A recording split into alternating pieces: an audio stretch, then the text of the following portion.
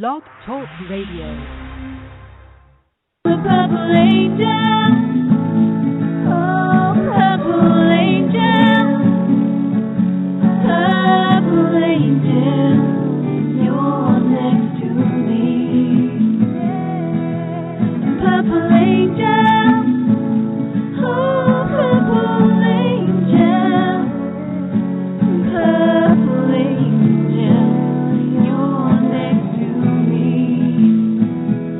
You're next to me. You're next to me.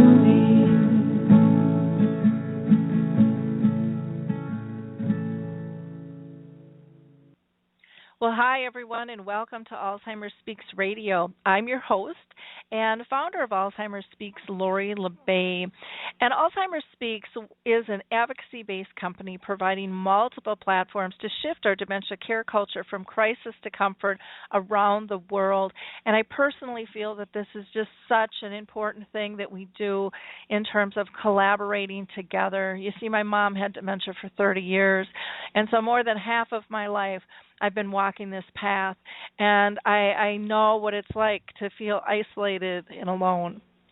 And today we're going to have a fabulous show, one that is really going to talk about our faith and our beliefs and how do we live a lovely life with this disease, because it is possible. You see, here at Alzheimer Speaks, we believe it's critical to share knowledge and just have these everyday conversations that we're going to have today. We're going to talk about life with dementia and how to remove stigmas attached to memory loss and to help people live purpose-filled lives. And together, I know we can really make a difference. I know that we are, because we were honored to be named the #1 influencer online regarding Alzheimer's, according to ShareCare and Dr. Oz. And for those of you that don't know what ShareCare is, it's the largest health and wellness website in the world. It's absolutely massive, and it was started by Dr. Oz and Jeff Arnold, who used to own WebMD. So check out ShareCare if you're not familiar with it. And please continue to share our information. Not only do we have the radio show, but we have the blog. This afternoon we'll be doing our Dementia Chats webinars, which are twice a month, where you can participate and ask our experts who are living with dementia your questions, engage in conversation. It's amazing the insights that come from this and the support that we can gather. Also on Alzheimer Speaks, we have a resource directory, which we would love for you to go ahead and mine information out of there, but you can also add information that you found helpful regarding services, products, and tools to the resource directory, and we would love you to be part of that. During the show, this is a very casual kind of talk radio. We would love for you to join the conversation, and you can do that in a couple of different fashions. One is you can use the chat box, and I'll be monitoring that throughout the show. We can pull in your questions and comments that way. Or two, you can always call in live to the show, and that number is 714-364-4757. Again, that's 714-364-4757.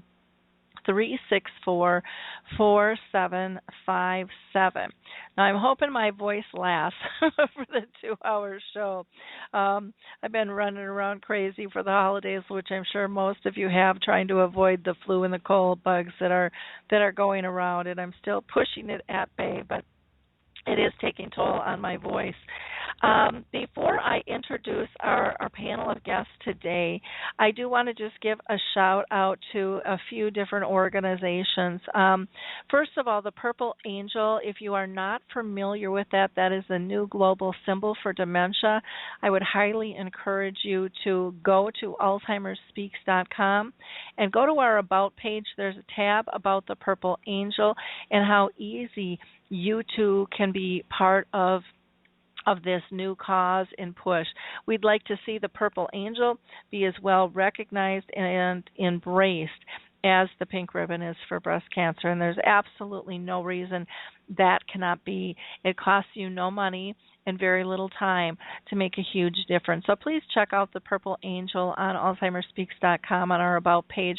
If you're in the U.S., if you're outside the U.S., there's another button on that page that will direct you for information there as well. A great organization many people don't know about is Alzheimer's Disease International, and that is the association of all the Alzheimer's associations around the world.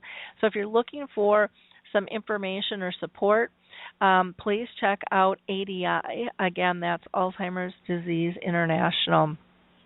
I would be amiss if I didn't give a big shout out to one of my favorite home health care companies, HealthStar Home Health here in Minnesota. They are making such a difference in the arena of dementia, and I am so proud to work with them. We are opening up a memory cafe that's been in place for the last few months. They're doing memory screenings. Their staff have been certified as Alzheimer's Whisperers. And it's just, which is a really wonderful, wonderful program. So if you're in Minnesota in need of home health, check out HealthStar Home Health. Another avenue some people like to take is something a little bit more holistic, and sometimes we don't talk about that too much.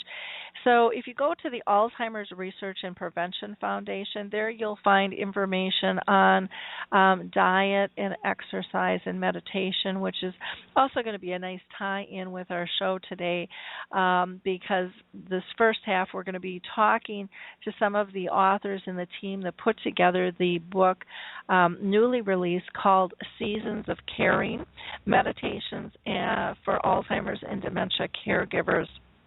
And it was put together by the Clergy Against Alzheimer's Network. So, again, a nice tie-in with the Alzheimer's Research and Prevention Foundation.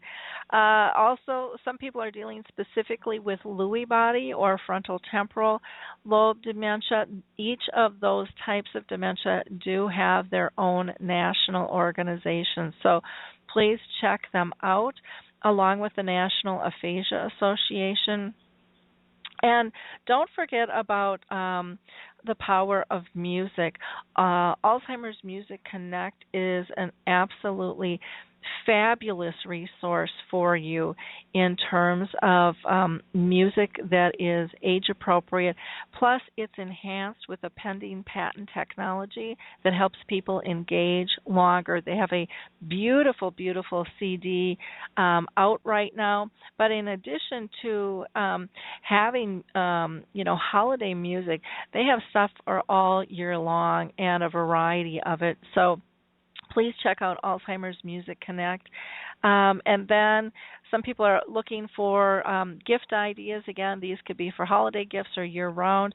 Puzzle With Me has developed puzzles that are larger in size but fewer pieces, more age-appropriate. And then the Jiminy Wicket adaptive croquet game, which can be played by families or organizations. They also do education with schools, hooking them up with memory care units, and it's really quite something to be part of if you've never taken part. So let me go ahead and get this show rolling, because we've got a lot to cover here. Again, our first half, we're going to have some of the Clergy Against Alzheimer's Network with us, and then the second half will be, from there we will roll into our open mic. Again, as always, our audience is more than welcome to join the conversation. The first person I'm going to introduce is Dr. Steve M. Glazer, and his academics include Jewish ethics, and he is currently teaching at George Washington University. He has been a doctoral fellow at the Lancaster Theological Seminary in Pennsylvania, where he focused on issues surrounding death and dying. Also, he was a fellow at the Louis Finkelstein Institute for Religion and Social Studies at the Jewish Theological Seminary in New York, and a fellow in the postgraduate seminar in Family Emotional Process in D.C. He served as a member of the Institutional Review Board for Human Use at the University of Alabama for over 12 years. Dr. Glazer, who we're going to refer to as Steve because we've decided we're going to go casual and feel a little bit more intimate in our conversations. So Steve was ordained and received his Doctor of Hebrew Letters from the Hebrew Union College and the Jewish Institute of Religion. And in 1996, he was awarded the honorary Doctor of Divinity degree from the seminary, and for many years he's just dedicated so many years of service to the Jewish community. So welcome, Steve. How are you today? Thank you very much. I'm very good, Lori. Thank you very much for having us. I'm delighted to be here. I'm glad to have you. Let me go ahead and pull in the next person here. The next person I want to introduce is Dr. Daniel C. Potts, and he is very well known in the Alzheimer's and dementia community. He's a neurologist, an author, an educator, and just a downright champion for Alzheimer's disease and other dementias, along with their caregivers. As a fellow of the American Academy of Neurology, he was chosen by them in 2008 as their Advocate of the Year. He has also been designated an Architect of Change by the well-known Maria Shriver. Dr. Potts and his wife, Ellen, wrote a book which many of you might be familiar with called A Pocket Guide for the Alzheimer's Caregiver. And you can get that through his website there. And he is he's just a joy to have on. We're going to refer to him as Danny today on the show, and he's just so incredible in terms of his movement and his story, his own personal story with his father, which hopefully we'll touch on just a little bit here. But I'm going to go ahead and pull Danny in. How are you doing today, Danny? Laura, I'm doing great. Good morning, and thank you for letting us be on the show with you again. It's a joy. Well, appreciate all you're doing. Your cognitive dynamics is just absolutely incredible in the ways that it's helping people, and so we're thrilled to have you with us today. It's a pleasure to be here. And introduce our next person is Dr. Richard Morgan, who is with us, and he is a retired pastoral counselor and author. He is a resident of Redstone Highlands in Pittsburgh, which I would have loved to have met him. I was just out there this fall, where he facilitates Alzheimer's support groups and does pastoral care for persons with dementia. And he's also a hospice volunteer. He has authored 19 books, and needless to say, I won't go into the titles of all of them. But one of his books won the Best Book Award in 2014 for spirituality, and that was called The Pilgrimage. In 2013, the Presbyterian Older Adult Ministry named Richard the winner of the Legacy Award for his service to older adults. So welcome, Richard. How are you today? I'm fine, Lori. It's just a joy to be on this program. I'm just home from blood work and 18 hours of fasting, so I hope my voice will hold out too. But I'm glad to be here.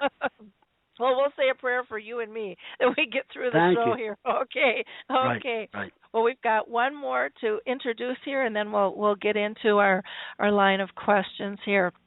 The next person that we are honored to have with us today is Lynda Everman, and many in our audience are familiar with Lynda as well. She has spent most of her adult life as a caregiver, first for her dad, who in 1994 showed symptoms of vascular dementia, and then for her own husband, who was diagnosed with MCI in 1997 and who later passed away in 2012.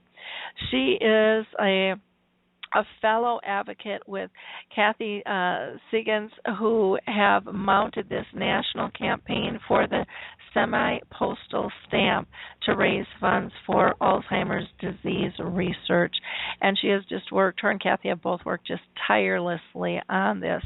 Lynda is also a board member of Beating Alzheimer's by Embracing Science, which is known as BABES, and she is a founding member of Women Against Alzheimer's and has recently now served on the Clergy Against Alzheimer's network.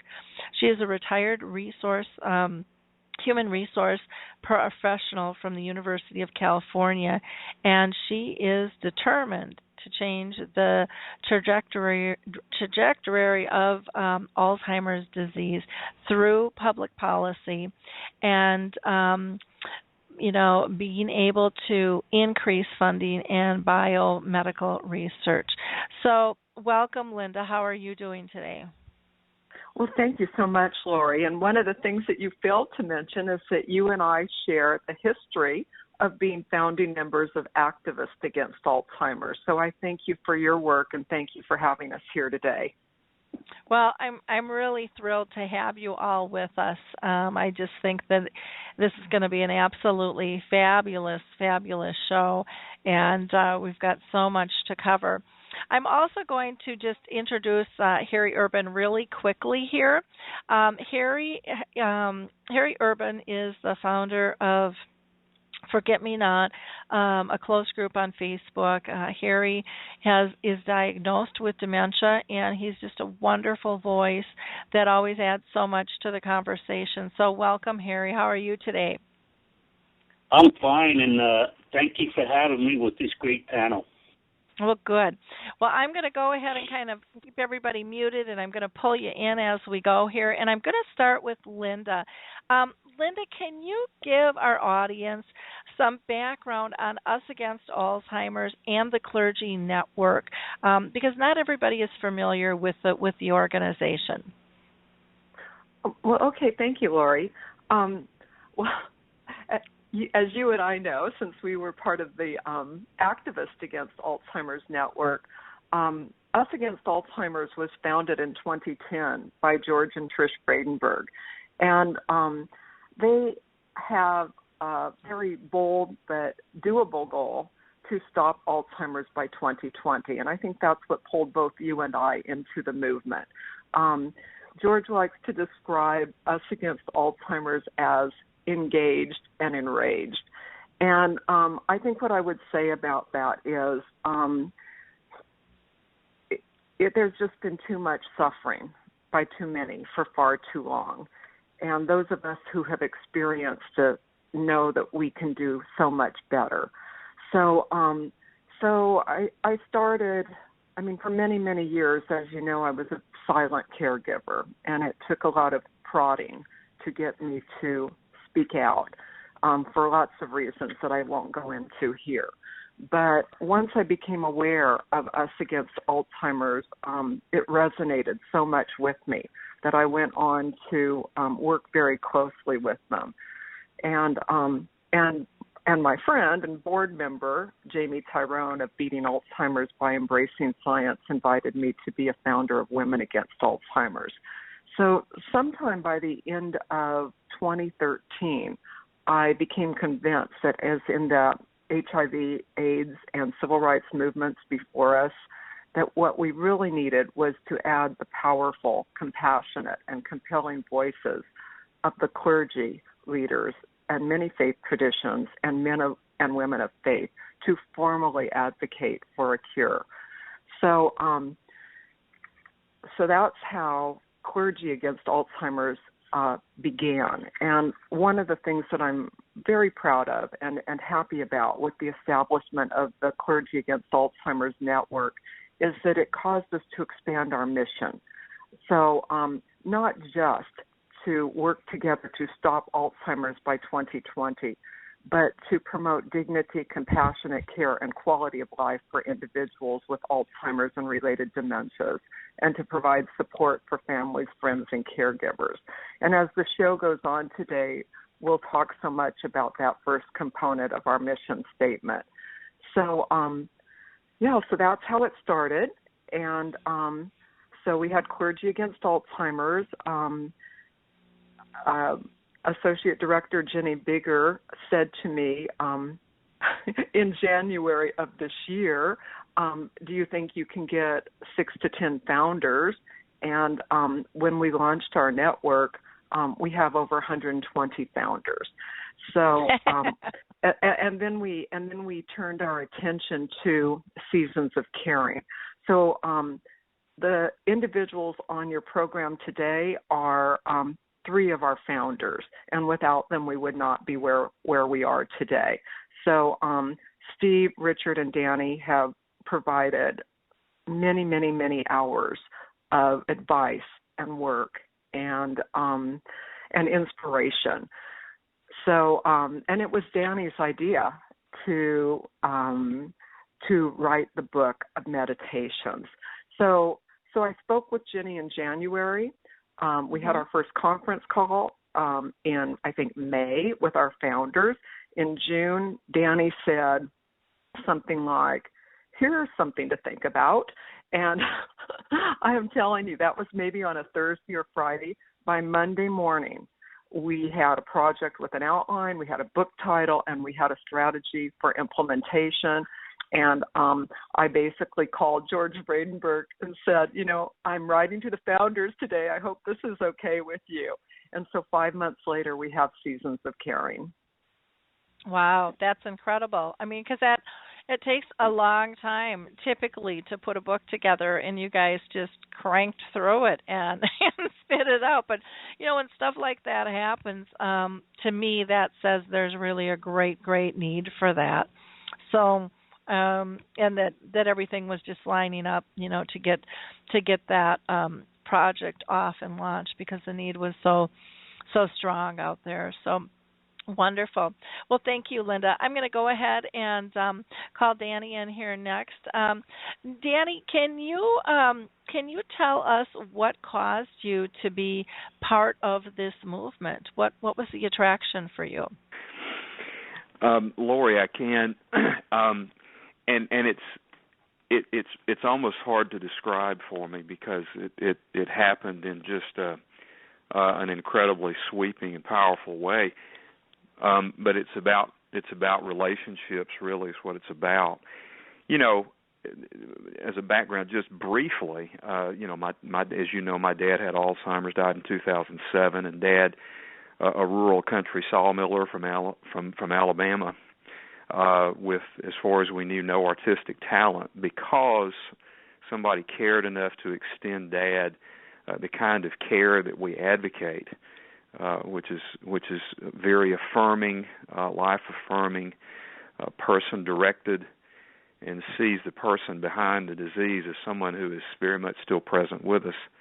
Dad was able to discover gifts that we didn't know he had. One of those was the gift of making art. And so, as you know, Dad created over 100 watercolors over 4 years, just amazing pieces that told his life story at a time when he could no longer share that with us. It got a hold of me in such a way that I was incredibly moved, became a writer myself because of that, and went on the trail to advocate for such affirming care. So the science then blended with the sort of the innate spiritual and the very personal story, and began to shape my life in a direction that has taken me to where I am now. That a lot of that, though, was very dependent upon relationships that were fostered along the way, people reaching out to me, people that I've met, you and the exposure you've given us, others all across the country. And Lynda Everman, I don't really remember how I met Lynda. I met her through online activity, and I think Lynda reached out to me first, and we would have dialogue. At some point, she began to tell me about the Clergy Against Alzheimer's movement. I had been following Us Against Alzheimer's for some time as well. Lynda reached out and began to tell me about this. I thought it was a great idea, but of course, I felt myself too busy to really participate. And of course, it was clergy also. But she told me, she said, we really need a medical advisor for the group. Would you consider being a part? And I thought about it, considered it, prayed about it, and finally said yes.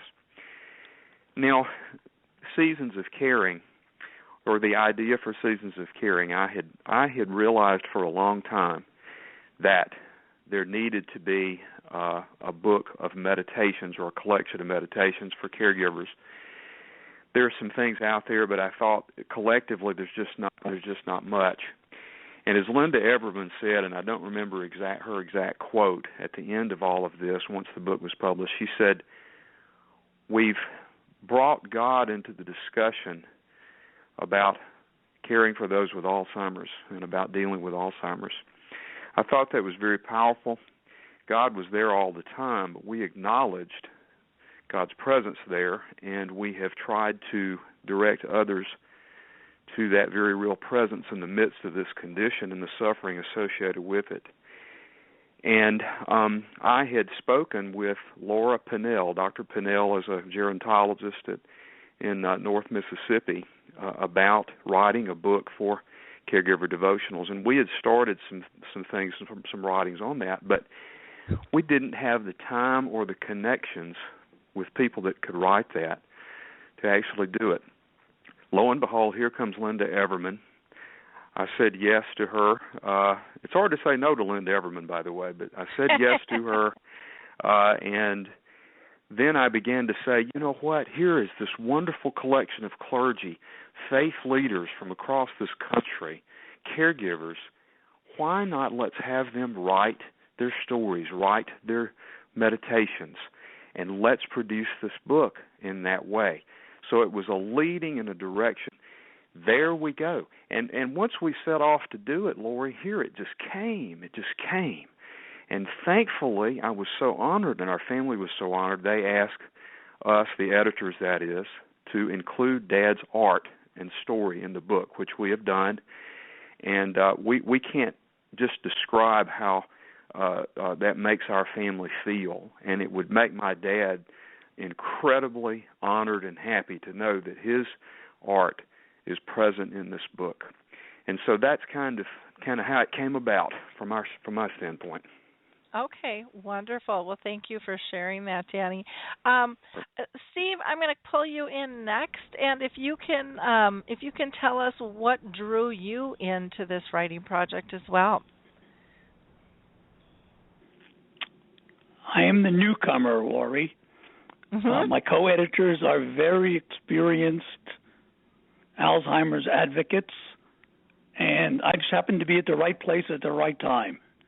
I had recently retired after 43 years in the pulpit and had the very good sense to share an idea that I had about starting a consulting company working with seniors and their families on some of the very complicated issues that they'll be facing. And I had that conversation with a congregant of mine whose name is Ian Kremer, who's the executive director of the LEAD Coalition. And shortly thereafter, I think Lynda approached him to ask if he knew any clergy people who might be interested in joining a brand new organization, and my name popped up. So I am, in many respects, the outsider.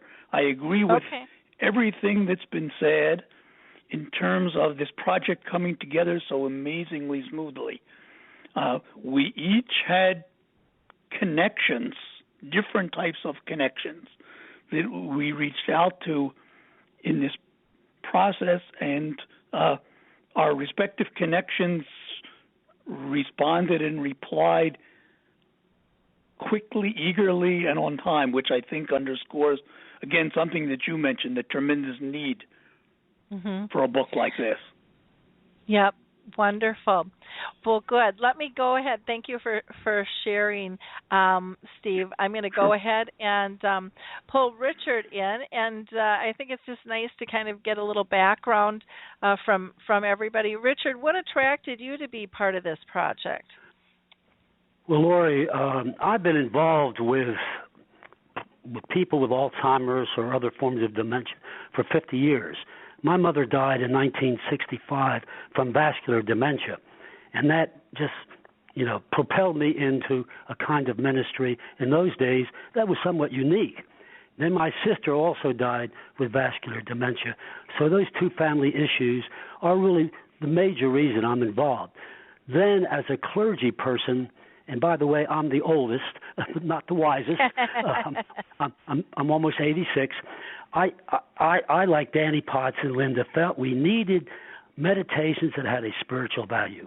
And I bear witness to the fact that the Spirit of God in all religious faiths has been involved in this book. It's been an incredible experience. So I've been involved. I facilitate Alzheimer's support groups. I do counseling with people with dementia. So I've been highly involved ever since 1965. Wonderful. Now, let me say, if I can say a word about the book, it is unique. It's what I call in the Latin sui generis, one of a kind. Now, I've written 19 books. I wrote one with Jane Thibault on dementia, No Act of Love is Ever Wasted, spirituality for caring for people with Alzheimer's. But this book is so unique in that it represents 17 religions in the book. And what that says to the public is we may have our differences in terms of religious truths and values, but we're all united in any faith against Alzheimer's and trying to find the cure and offering compassionate care. That's the uniqueness of the book, that it represents so many different caregivers coming from different religious persuasion, 17 faith traditions in the 72 meditations. And that's why, although I've been fortunate to write quite a few books, I love this book because it represents not only a dream. The ancient Proverbs put, when there is no vision, the people perish. Well, Danny Potts had the vision, and we would have perished without that vision for this book. And I am amazed already. I've used the book in my Alzheimer's support group with great results. I think the future of this book is incredible, and we just don't know what's going to happen. Well, that is exciting to see the different religions come together. Right. To join the cause. That's absolutely fabulous. So thank you. I'm gonna just ask Harry Urban here. Harry, what do you think about 17 different religions? What does that mean to you as a person living with Alzheimer's? Well, you have to realize, I see through the eyes of a person with dementia. I live with the people with dementia.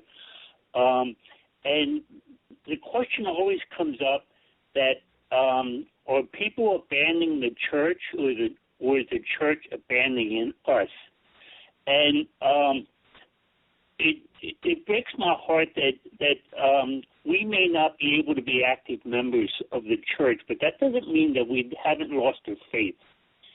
But I feel this overwhelming concern that we are being neglected by the church, and I know there's wonderful programs out there, but from the people I talk to locally, and one of the complaints are that they never hear from the church. They never get communion. They never get a visit from the church or anything like that. And I would really, really like to see that change, because just because we have some form of dementia, we have not lost our faith, and we still need the guidance. Wonderful. Well, thank you, Harry. I think that that's a really good point, and I believe that that is part of the whole purpose of this group. Lynda, would you not agree? This is kind of a part of the purpose of this group is to let people know that people with dementia, still have a faithful journey during the disease, as well as supporting caregivers. Well, it definitely is. I mean, that's very central to this. And one of the things that I wanted to tell you about is, which we really, because we've been focusing on seasons, we haven't focused so much on our website, but our website has many resources for clergy.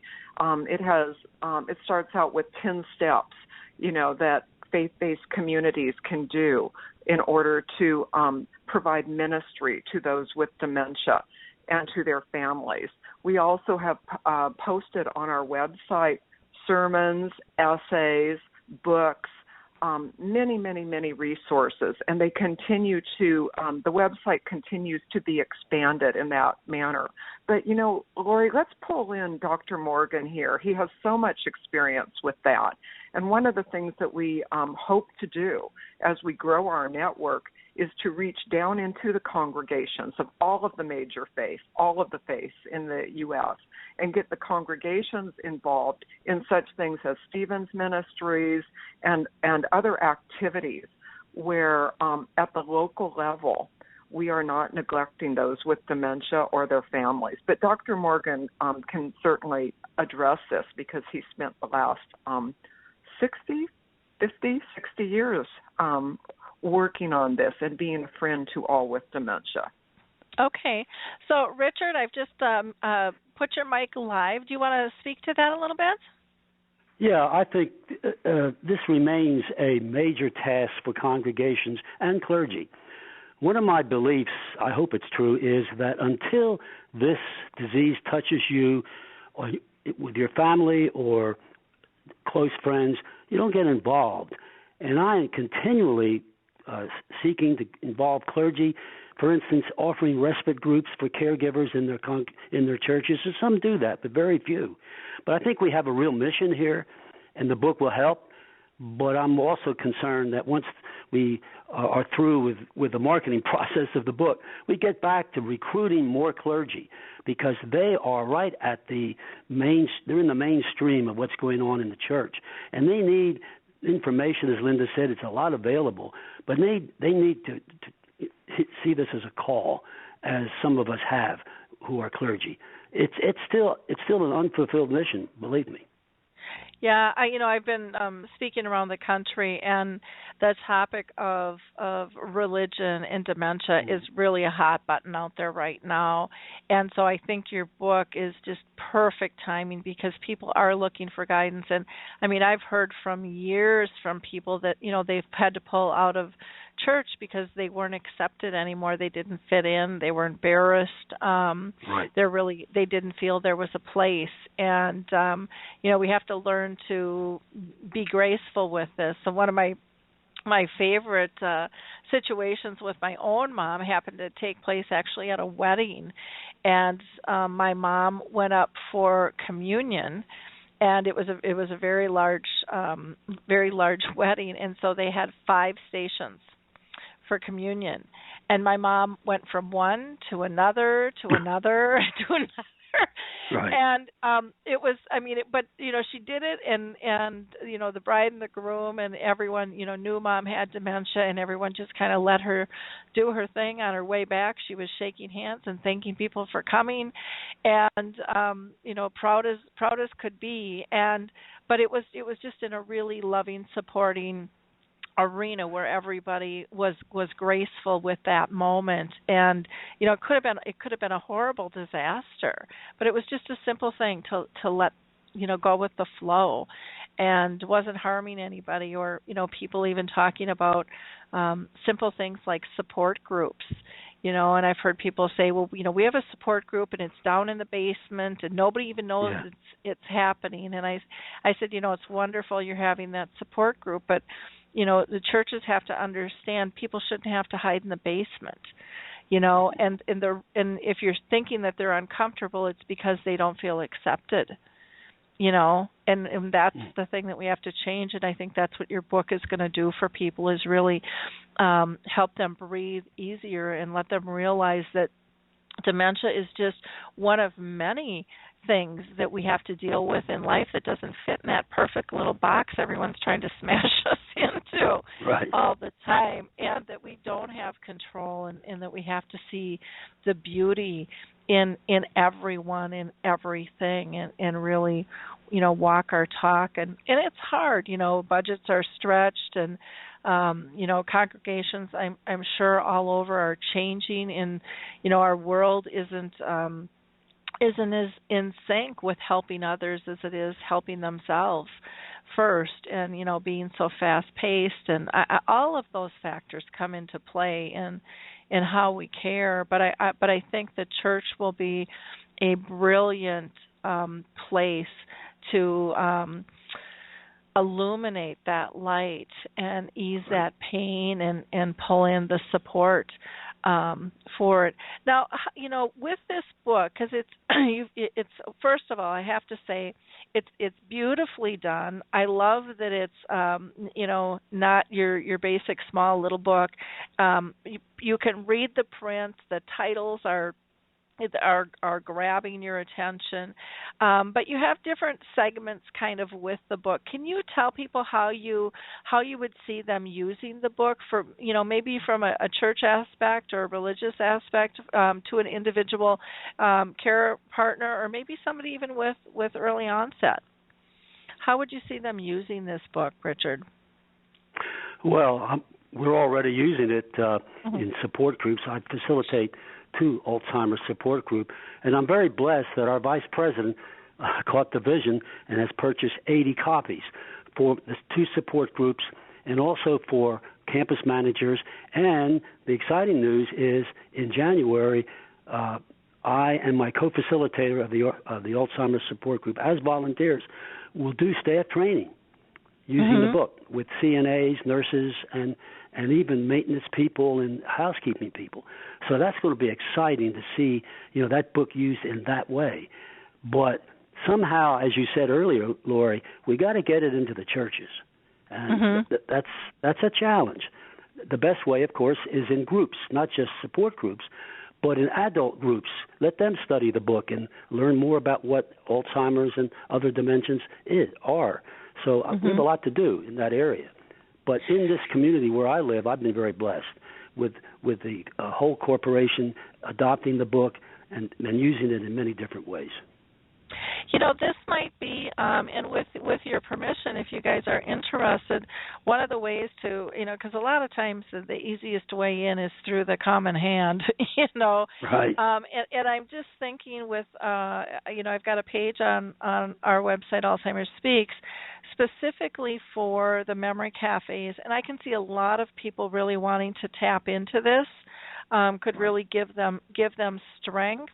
And, our people in our memory cafes are such huge advocates, and they sprawl off in so many directions. So if you guys are interested, I would love to be able to put a link on that page as a specific resource over and above just the regular resource directory, to try to get some attention for that. And I could actually even put this on the homepage of of Alzheimer's Speaks too, if you guys are interested. But I'll let you get back to me on that, so that you guys can talk about that. But I would love to be able to help promote this and get this into the hands of so many who need this. I'm going to go ahead and I think I'm going to go ahead and pull in Steve here. Steve, what are your thoughts in terms of this book, crossing 17 religions?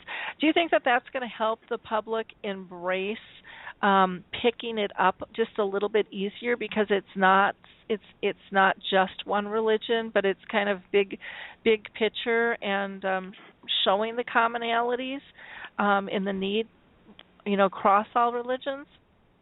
Absolutely. I just want to make one preliminary comment responding to Harry's comment about churches and religious institutions not serving Alzheimer's patients and even their families adequately. We've addressed several aspects of that, but one aspect we haven't talked about is the fact that large numbers of clergy people are themselves uncomfortable interacting with Alzheimer's patients. So consciously or unconsciously, they wind up underserving these people. And that's a challenge that I think we all have to deal with, as well as seminaries around the country, to increase the comfort level of clergy people in dealing with these kind of individuals. Well, let me go back to your... Go ahead. Go ahead. I was going to go back and address your... Go ahead. I'll be quiet, I promise. Let me address your question, your direct question to me. One of the unique aspects of Alzheimer's is that the pain and challenge of the disease crosses all religious traditions, regardless of the differences in our theologies, which Richard alluded to earlier. This is something that affects everyone, and we wanted to show that by reaching out to as many different faith traditions as we possibly could, and to include them speaking in their own voices. You will have noticed that these are very different types of meditations. As a matter of fact, we were not surprised to see that the word meditation means different things in different faith communities. What some faith communities consider a meditation in our outline is quite different than several of the pieces in this which are meditations in the Eastern religion sense of the word to meditate. Also, on a personal level, Lori, I found that some of the meditations that speak to me most strongly are not from my own faith tradition, but are from other faith traditions. I find it fairly easy to get the universal message of hope, comfort, love, and encouragement from meditations, whether they're from my Jewish tradition or any other traditions. Well, and I think that that's absolutely beautiful. And, sometimes we're so afraid of, an alternative way, and then when we open ourselves, we see the beauty in it. I think that's one of the things that is really cool about this book is, maybe it can help lessen the stereotypes that go from religion to religion, because there are so many commonalities, amongst all of them, and we can get support and comfort by sharing them, and maybe you'll want to modify them a little bit. I mean, to meet your needs even more so, and I think that's fine. But it's being open.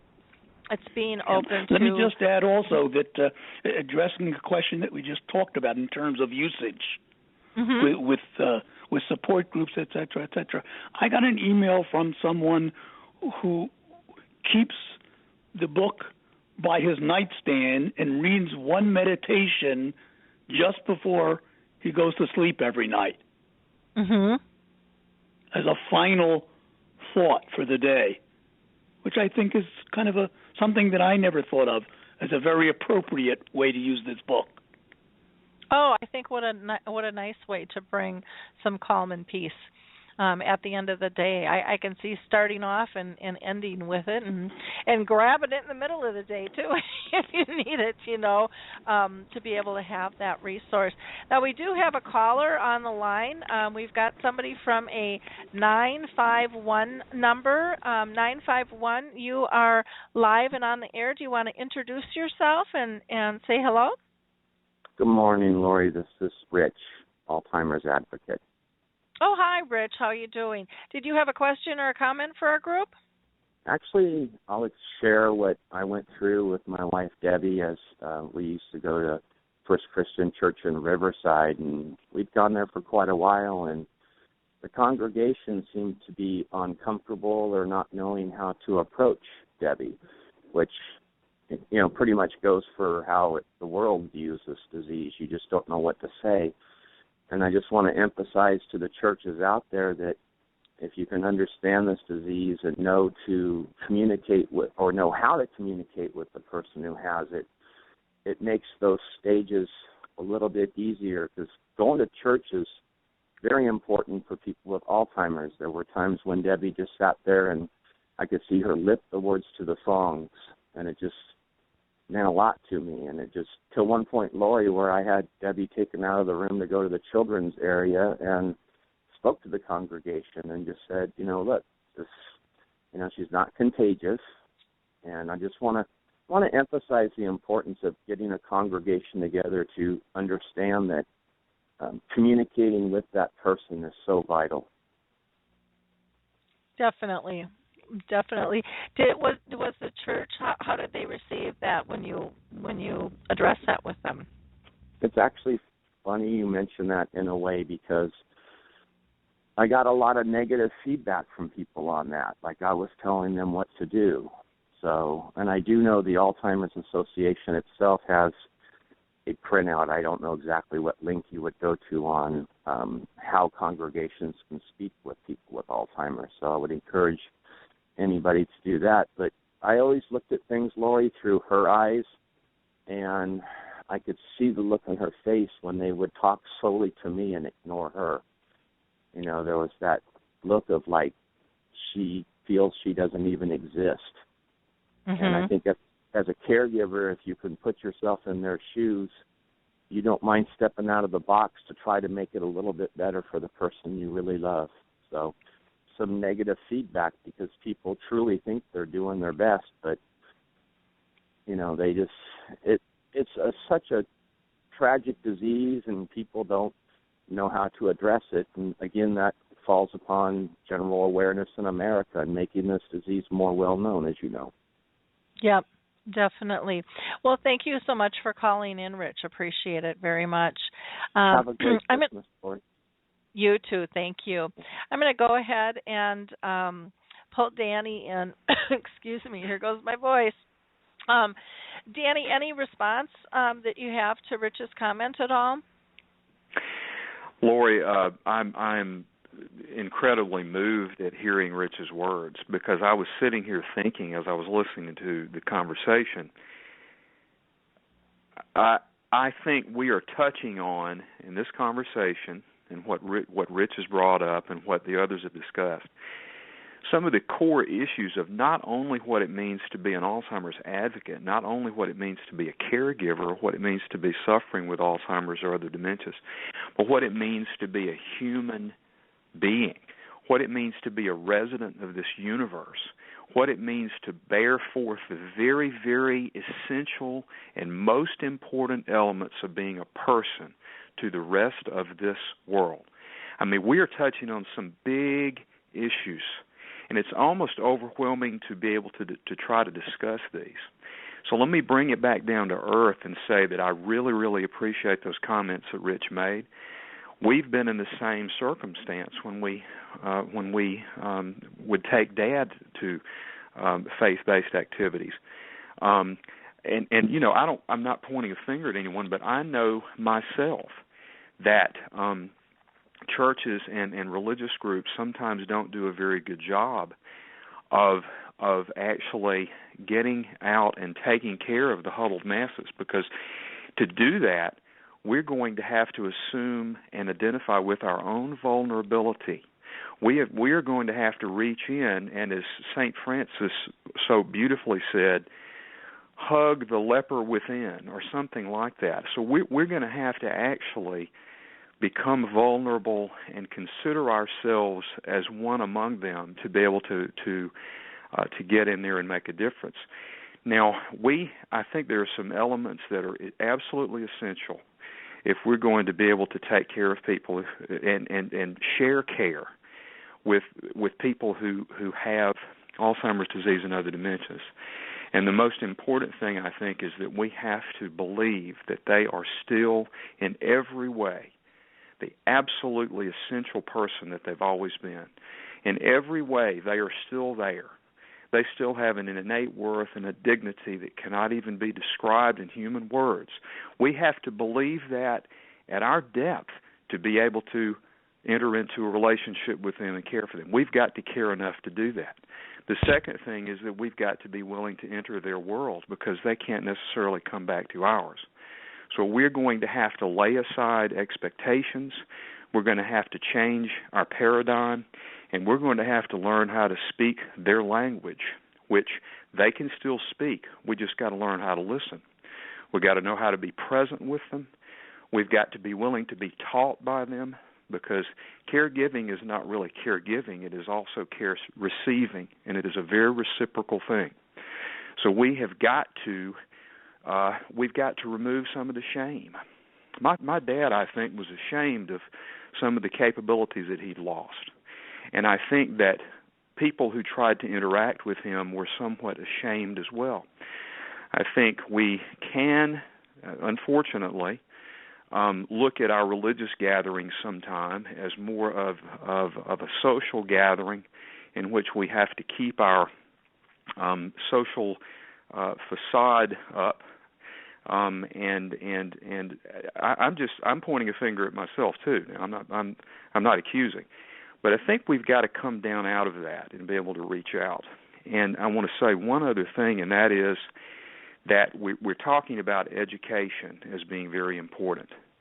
I think that we have got to educate. We've got to do a better job of educating the clergy and people who are giving care in this country about the disease processes, about what they do and do not affect, about how to communicate with people, about how to reach in and pull what is inside out, and about how to listen. And I'll finish with this.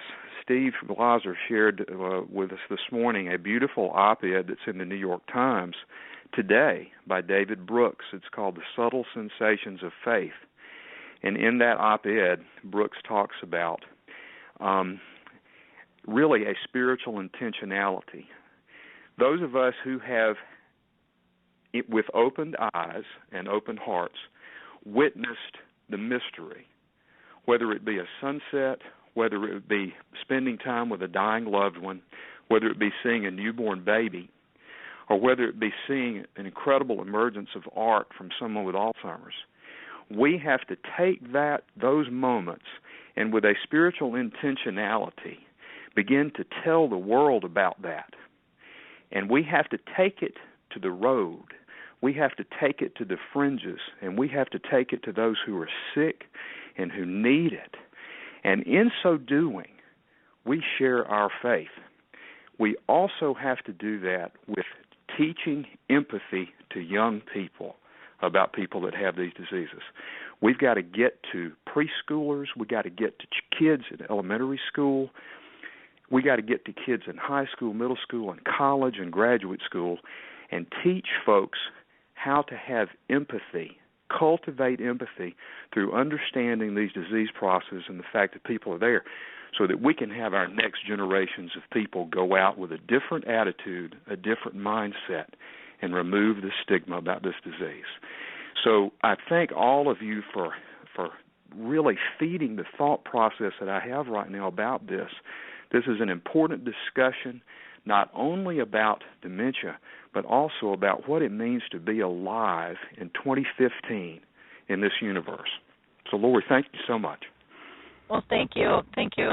I very much appreciate it. Lynda, I'm going to go ahead and pull you in here because we're just getting to the top of the hour here. Is there anything that you want to add? I know we probably could talk for another couple of hours on this topic, but I want to be respectful of your time and also let everyone know that they're more than able to stay on with us if they'd like, because we are just going into open mic. But I kind of want to wrap up this topic, and then we can continue. If anybody wants to stay on, we can do that. But yes, thank you so much. And I think Danny said it so passionately and so eloquently. one of our goals and our mission is to bring Alzheimer's out of the shadows, to reduce the stigma that is associated, to overcome the fear of talking about it, to advocate that while the mind may forget, the heart remembers, and that the person is always there despite what you're witnessing, and that there are always ways to reach your loved ones, and it's often through expressive arts. So what our network, which are clergy, laity, organizations, men and women of faith, whatever your faith is, our message to them is that your faith can inform you. It can provide a deeper understanding and comfort. And one of our proverbs that is on our website that I think really characterizes what we are about is, when you pray, move your feet. And that's what we intend to do with Clergy Against Alzheimer's. So we're so grateful that you brought us into the national conversation. And we so look forward to 2015 and what we can accomplish together. Thank you so much. Well, thank you, Lynda. Very much appreciate having you on the show. Rich, is there anything that you would? I'm sorry, I'm saying this wrong. Got a cold. Richard, is there anything else you would like to add? Yes, I would. Just that Danny Potts hear this. I took the book into our memory care unit, where everyone there has dementia or most Alzheimer's, and the only thing that they responded to, Danny, was your father's art. They got into the art, believe me, and talked about the fence and talked about the ship with the flowers. So, see, isn't that powerful? And secondly, I always end worship with my folks up in the memory care with the Sanskrit words, Namaste, the spirit in me greets the spirit in you, because the soul is always there. We just can get to it. And Danny, your father's art accomplished that. And lastly, I believe in the power of the sense of humor. We're not laughing at people, we're laughing with them. Last year, we had a minister at chapel who went on for 30, 40 minutes and never said anything about Christmas. It was the Christmas season. And one of the ladies with Alzheimer's blurted out, "Hark the herald angels sing. Remember that." And I felt that she was more in touch, her soul, with Christmas than the minister was. I'll never forget that. It's a great story. Cute story. Great story. Thank you so much for being part of the show, Richard. Right. Steve, I'm going to ask you if there's anything else you would like to add. I think that my colleagues have said it beautifully and wonderfully. Okay. I'd just like to thank you, Lori, and wish a happy holiday season to everyone. Okay, great. Thank you. And Danny, I'm going to come back to you one more time here. Anything else that you would like to add?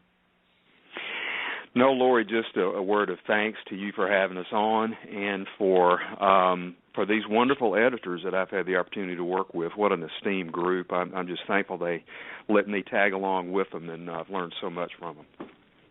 Okay, great. Thank you. Now, in order to reach this wonderful group, there are links on the radio page, but also if you go to Alzheimer Speaks to our blog, you'll get more information.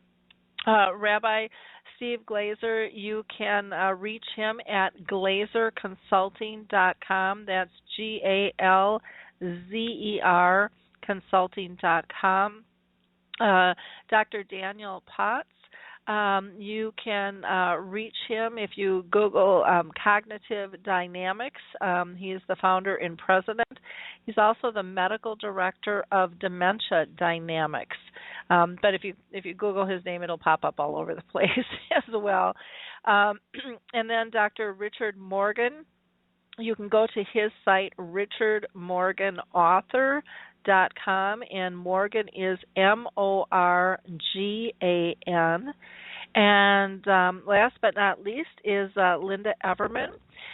You can go to her Facebook community, Help Stamp Out Alzheimer's. That's Help Stamp Out Alzheimer's. And then, of course, for the book, you can go to Seasons of Caring, their homepage. Again, the link is there. It's also listed on Amazon, and I do have more details on the blog because the radio page is just a little bit more limited. But I thank everyone for being part of the program today. I think it was a very, very interesting. Again, the book is called Seasons of Caring, Meditations for Alzheimer's and Dementia Caregivers by Clergy Against Alzheimer's Network. It's absolutely fabulous. I think you will find this extremely beneficial. And again, maybe Lynda, if you can get back to me if you would like me to put this on the website in a couple of different locations, I would be more than glad to do that. You can just shoot me an email. We can discuss that. For anyone who would like to stay on us, you're more than welcome to do that because we are going to roll into we are going to go ahead and roll into open mic here shortly. I'm going to play a song from the holiday CD from Alzheimer's Music Connect called Memories, and the song's in spirit of Christmas. And I think we're going to go with I Saw Mama Kissing Santa Claus. Saw Mommy kissing Santa Claus underneath the mistletoe last night. She didn't see me creep down the stairs to have a peek. She thought that I was tucked up in my bed all fast asleep. Well, I saw Mommy tickle Santa Claus. Well, before we go into open mic, I'm just going to do a couple of highlights for the mid-show. Our last radio show, we had Lisa Barron on with the Memory Care Home Solutions, which was an absolutely incredible show. Something that she is doing, I would love to see go national. But go back and listen to that. All of the shows are archived, but they are helping so many families live better in their home and provide just a ton of free resources. And then we also had Dr. Ben Mast on with us in his book called The Second Forgetting, which again was a religious-based book as well, and very well done. Our next show will be next week and on Tuesday, and that's just going to be totally open mic. At this point, our next Dementia Chats is going to be this afternoon at 3 p.m. Eastern. That's 2 Central, 1 Mountain Time, and noon Pacific Time. Anybody can go ahead and join Dementia Chats. I'll be pushing something out on the blog a little bit later today and on Facebook for that, but we would love to have you join us. That's where you can bring your questions or comments and talk with our experts that have dementia. On the blog, there were a couple of posts. One was on the 18th called Wandering the Gift, and that was a poem by one of our readers and followers by the name of Michelle, and she wrote that about her grandma. There was another post I did on the 17th that was another movie that is just released on dementia. It was only in New York and California, but it's called Do You Know What My Name Is? And I'm finding it really interesting, all of the fabulous shows that are coming out. You know, we've had Alive Inside with the iPods. We've had the Glenn Campbell movie. Now Still Alice is coming around. It hasn't hit my theaters yet, but I can't wait for it to come here because I really want to see that. And then on the 14th, we had a great article that I actually reposted from somebody living with dementia. Her name is Truthful Loving Kindness, and her post was all about suggestions for better understanding audio communication despite someone's dementia symptoms. So again, some great resources there for people to have. Also want to give a shout out once again to the Purple Angel Project. Norms McNamara and Jane Moore are doing a fabulous job just getting the word spread and this new global symbol around the world on on a grassroots effort with no budget. It's pretty incredible what they've done. For more information in the U.S., where the U.S. launch for that, you can go to Alzheimer Speaks and hit our About page. If you are looking for an association anywhere in the world, go to Alzheimer's Disease International. There you will not only find their locations, but you'll get global updates. This fall they just did a big research project on prevention, and there's a big report that you can download or read on that. The Alzheimer's Research and Prevention Foundation will give you alternative modes such as exercise and diet and meditation, and then don't forget the Lewy body and frontal temporal lobe associations if you're dealing with that specific type of dementia, because it is different and can be challenging, and there you will find great resources for each of those. So Lewy body and the frontal temporal lobe each have their own national websites, along with the National Aphasia Association, which is all about speech and how that can change. The Alzheimer's Music Connect, we just played a sample of that CD, but they also have a great package of a CDs with a DVD done with Teepa Snow that's absolutely fabulous, along with several other types of music. So check out Alzheimer's Music Connect. Not only would it be great for the holiday season, but year-round. It can really bring comfort and not only to those diagnosed, but those caring for them. And there is a patent-pending technology they use that increases people's ability to engage, which is fabulous and something we can all use. Again, HealthStar Home Health is located here in Minnesota, and if you're dealing with dementia, I would highly recommend them. Their staff are trained through the Alzheimer's Whisperer program, and a very unique, dedicated company that I've been very impressed with. And then, again, Puzzle With Me and the Jiminy Wicket program are some things that you can utilize to engage people with and have fun. Harry, I'm going to go ahead and pull you into the show. I'm sorry I couldn't pull you in more. We had so many people. But I thought, well, I can get you during open mic on some of your thoughts about the conversation we had regarding the Seasons of Caring book. What were your thoughts of after hearing the panel?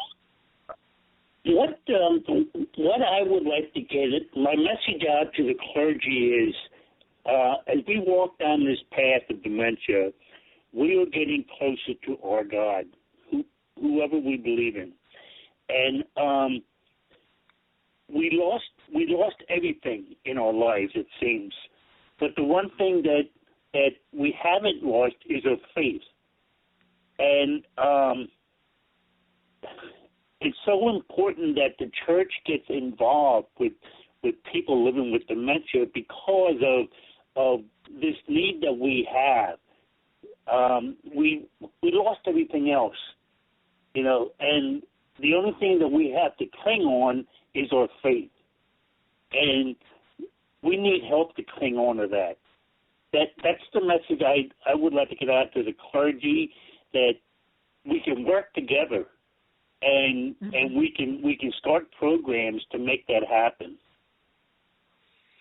Do you have anything in mind as far as programs? Because you're just such a good out of the box thinker with that kind of stuff. Yeah. Right now I'm working on it. I don't think of it as a group. I think of it as a movement, and it's going to be called United Against Alzheimer's, or United Against Dementia. Now, what I would like to do with that group is it's designed like the Candy Stripers of yesterday. It's volunteers that the Candy Stripers volunteered to go into the hospital, and they helped out in the hospital. Well, I want to start volunteers. I want to get volunteers to go into nursing facilities to help out. And it's the same thing with the church. I want to go into churches. I want to get them involved in going around and especially around this holiday, it was so important that that they spend a little bit of time with the dementia patient and just reaffirm their faith. There's so many things that I want to do in this group that I don't want to call it a group because it's not going to be a chat group or anything like that. It's going to be more of a movement. Okay. Well, that's wonderful. I think that's an absolutely fantastic idea to be able to do something like that. Our this is a little off topic, but our Memory Cafe, anyways, our sponsors of it is Arthur's Residential Care, and we meet at a coffee shop. And they just told me yesterday that they are going to expand giving us time and space. And so right now we meet twice a month, and on the 2 to 3 weeks, depending on how the weeks fall, they're going to just still reserve a room, even though we won't have a formal facilitator at this point on those dates, but for our group to still be able to come in and gather because there's a need. And I am just so appreciative of ACR. They are just absolutely fabulous group in terms of allowing people room and dignity and community. And it's those they have the space, but I can honestly tell you it is utilized. But they just did this big addition, and even that is filled up when I go to the coffee shop, and they're going to close it off for us because they just really feel the importance of this mission. To give people a safe place to go, and it would be wonderful if the churches could really gravitate to being that safe space where people don't have to worry about what they're wearing or what they say or whatever. It would be absolutely incredible to see that change. Now, Harry, I know that that you are going to be doing some things for Christmas and Christmas Eve with your community. Do you want to tell people about that? Is that something that's open to the public if they would like to join you for your kind of holiday, your virtual holiday party online? Oh, sure. I'd love to. Starting up on Christmas Eve Day, Hazel and I is going to be going into there's a minor league baseball team here in Lancaster, and at the ballpark, we're going to be volunteers for a food give out, and I'm really excited about that. It's something that's needed, and I really want to be involved in that. And then in the evening, we're going to have a virtual Christmas Eve get together. Anybody's invited. You don't have to be a member. It doesn't matter. The goal of this is nobody should be alone on Christmas Eve. Now, I started this up last year, and it worked out so well. We had so many people from all over the world joining us. We had Venezuela, we had Australia, we had United Kingdom. So many people just came in and wished us all a Merry Christmas, and maybe they left, and some people came in and joined and spent hours there. Mm-hmm. And I want to do the same thing for New Year's Eve. I want to have a virtual New Year's Eve party, and for the same thing. It's a good way of getting together at the end of the year, starting out a new year, and everybody gets a chance to be with somebody, like one big happy family, and that's what we are. Yeah, that is so important. I know our group for the Memory Cafe, we're getting together to meet tomorrow, and it won't be as big because some people are going to be busy, but there's a lot of people that aren't, and we need to be appreciative of that and give people the comfort that they need with things. So are you doing anything with family then yourself for the holidays? Oh yeah. Once that's over, for personal family, then we'll be spending that on Christmas Day and things like that all through the week. Mm-hmm. You know, we visit back and forth. We try not to do it all in one day. You know, so we kind of spread it out. We spread it out amongst the week between Christmas and New Year's. But yeah, it's going to be a fun week. Now, you have to realize that we have to be prepared for the letdown after the holidays, and that's coming. That's coming within the next week or two. And why I say that is because after the holidays, the Christmas spirit seems to go away, and for the dementia patient, they lose all that. You know, and now we get back into the humdrum life of dementia, and that's a big letdown that's coming up, and we have to find ways to combat that and modify our lives so it doesn't drag us down.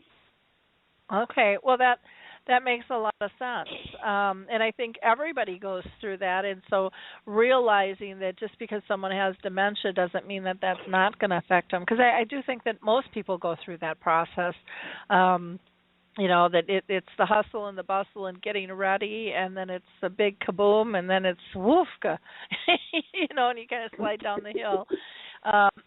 Yeah, so I think that that's a very, very good point. Anything in particular that you are that you would recommend people do or don't do with someone with dementia over the holidays, Harry? We talked about this many times, and we talked about a lot of the do's and don'ts that go along with it. You know, like avoiding crowds and noisy areas and things like that. You really have to be careful with that. But like I said, I think it's more important after the holidays. You know, we have to stay engaged socially. We can't just go back and go back into a show. That's not good.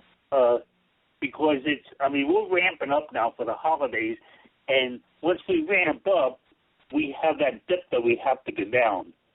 And usually January and February is the months that I try to stay the most active. That's when I try to do the most of the work I do, because I have to get over that time, you know, because it's a very lonely time in those months for some reason. Very, very true. Very true. So, Harry, you know, this time of the year is always interesting for people. They feel a little down and feel a little lonely sometimes. Sometimes people are going through loss.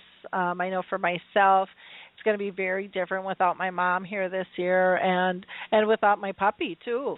You know, I have two really big losses. What do you say? Because I know people with dementia are going through loss on multiple levels. Any words of wisdom there? Well, as far as grief goes, everybody handles the grief differently, and you have to find out what works for you. I do know you can't wallow in it. I mean, you have to make efforts to get your life back in order. I just wrote something about that the other day that about memories, and everybody misses something at Christmas time, and with somebody with dementia, when that memory goes, it goes. It's erased. It's not like I can keep thinking about that, you know. And and a lot of times we're viewed as being cold or indifferent because we just don't remember that. And that's one thing that I often said that it's. I think it's easier living this disease than it is to caring for somebody with this disease, and. I honestly believe that. Yeah. Yeah, I can understand that. I can understand that. Now, you are also, Harry, able to be on social media much more so than I am these days. What is kind of the tone you're hearing from people regarding dementia? Has it changed at all? Well, yeah, it has changed. Now, one of the things that I'm really pushing at every place I go, every memory cafe I attend, and that is virtual video chats. I think it's so important that we stay together socially, and especially for long distance caregivers. And the first thing I hear from people saying is that well, the person is too advanced, they can't do that. And I say, hogwash. You know, as long as they can sit down in front of a monitor and look, they can have a conversation. They don't even have to speak. But if they see their loved one that lives 1,000 miles away, I mean, it's so 9 times out of 10 they're going to touch the monitor. You know, they're going to touch the person's face, you know, things like that. I've seen that so many times. And what I'm trying to do is get more people active in video chats. Now, most people don't know anything about it. They say, well, I don't have a computer. I say, well, do you have an iPad or a tablet or a Kindle? Well, yeah. Well, guess what? You can do it. If you have a smartphone, you can do it. You know, there's ways. You just have to learn how to do it. And it is so simple to do it that, you know, people don't realize. And the key of it is it's free. It doesn't cost you anything. That's what's most important. So if somebody's a long-distance caregiver, they can visit with their loved ones several times a week if they have the time. You know, it's you know, the excuse, well, I live 1,000 miles away, you know, and they can't talk on the phone or whatever, you know. Well, video chat might be the answer for your problem.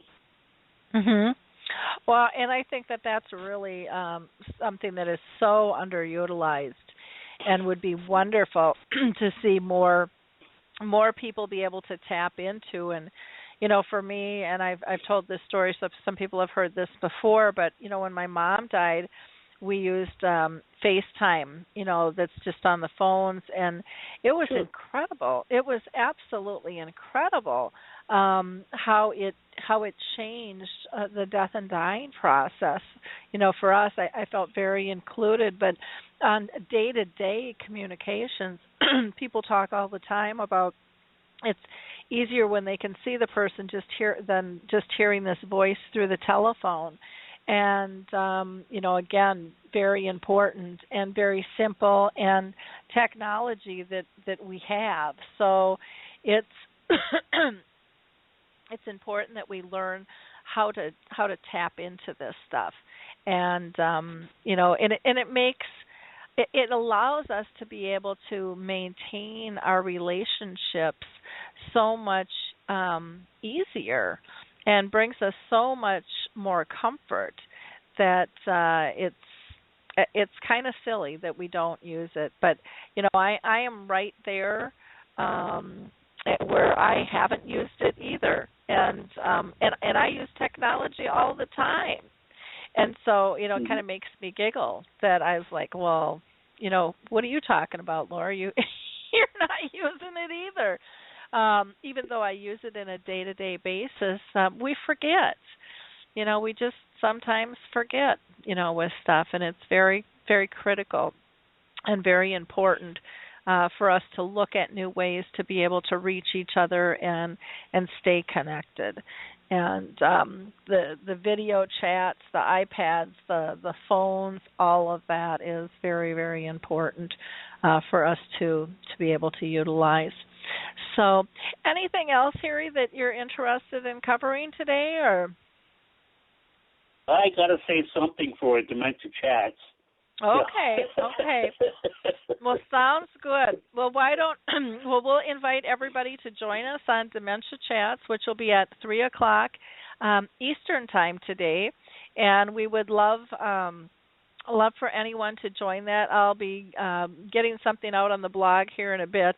I'm running a little bit behind, like the rest of the world, with the holidays here, but I will get that out shortly for people to be able to see.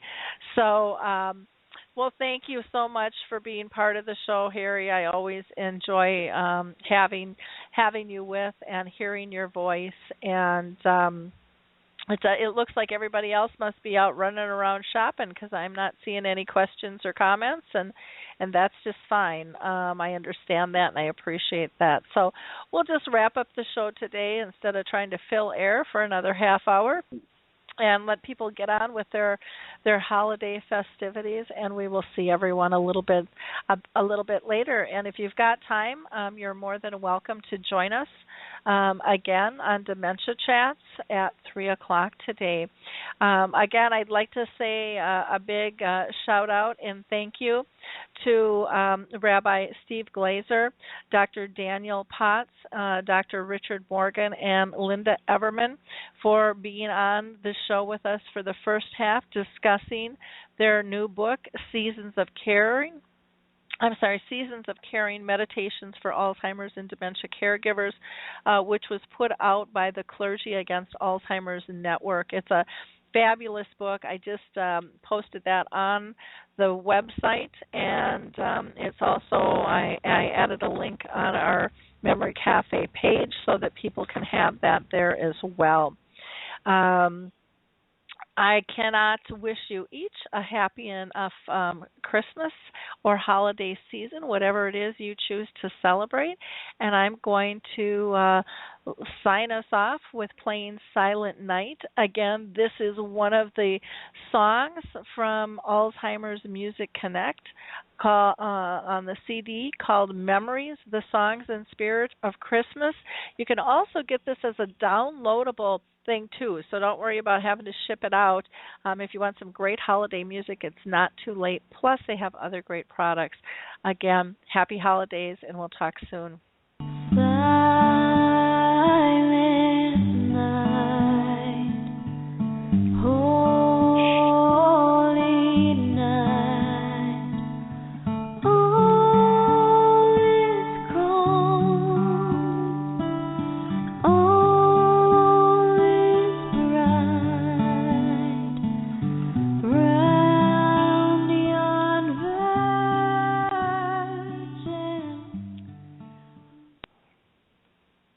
Hey everybody, Jared Sebestier, host of Retire Repurposed. This podcast is dedicated to help people transition into fulfilling and purposeful retirements. Retirement is a big life change. In fact, the two most dangerous years of a person's life are the year they were born and the year they retire. Few people can just flip the switch from working a career 30 or 40 plus years, retiring on Friday, without methodical steps to living what we call a repurposed retirement. To listen now, search Retire Repurposed on your favorite podcast platform, Senior Resource, or Life Audio.